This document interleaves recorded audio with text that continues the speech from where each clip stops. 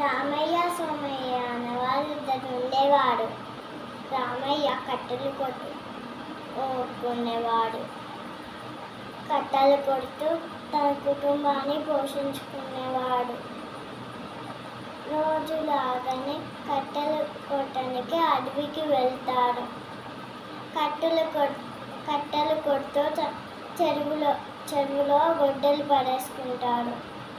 అప్పుడు ఏడుస్తూ బాధతో ఉన్నాడు.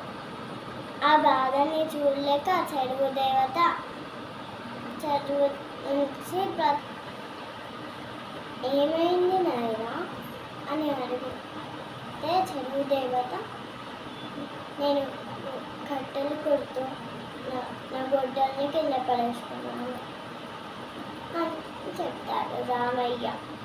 చెరువు దేవత చెరువులోకి వెళ్ళి ఒక బంగారు గొడ్డలి తెస్తుంది. నాది కాదమ్మా, నాది కాదు అని చెప్తాడు రామయ్య.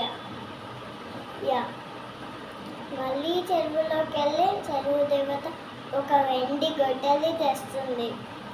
నాది కాదమ్మా, అది కూడా నాది కాదు అని అంటాడు. ఇనుప గొడ్డలి తెస్తుంది. అది నాదేనమ్మా, నాదే అని అంటాడు. తన మంచికి మెచ్చుకొని ఆ రెండు గొడ్డళ్ళు తనకి ఇచ్చేస్తుంది. కట్టెలు కొడుతూ సంతోషపడతాడు రామయ్య.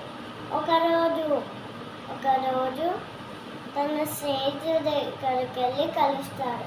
జరిగిన విషయం చెప్తే తన అత్యాశతో తన గొడ్డలి తీసుకొని వెళ్తాడు. తను కూడా కట్టెలు కొడుతూ కావాలని చెరువులో పడేసుకుంటాడు. ఏడుస్తూ బాధగా ఉన్నాడు. చెరువు దేవత దాన్ని చూడలేక ప్రత్యక్షమైంది. ఏమైంది నాయనా అంటే, నా గొడ్డలి కింద పడిపోయిందమ్మా అంటే, చెరువు దేవత చెరువులోకి వెళ్ళి ఒక బంగారు గొడ్డలి తెస్తుంది. అది నాదే అమ్మ, నాదే అని అంటాడు. మళ్ళీ వెళ్ళి ఒక వెండి గొడ్డలి తెస్తుంది. అది కూడా నాదే అమ్మ, నాదే అంటాడు. తన అత్యాశకి కోపం తెచ్చుకొని తన గొడ్డలి ఆ 3 గొడ్డల్స్ తన దగ్గరనే ఉంచుకుంటుంది.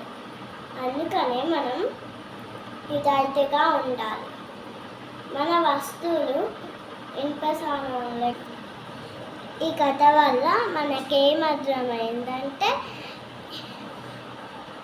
మంచి అత్యాశ వల్ల మనకేది పనికి రాదు. సో ఈ వీడియో నచ్చితే లైక్ చేయండి, కామెంట్ చేయండి, సబ్స్క్రైబ్ చేసుకోండి, గంట కొట్టండి.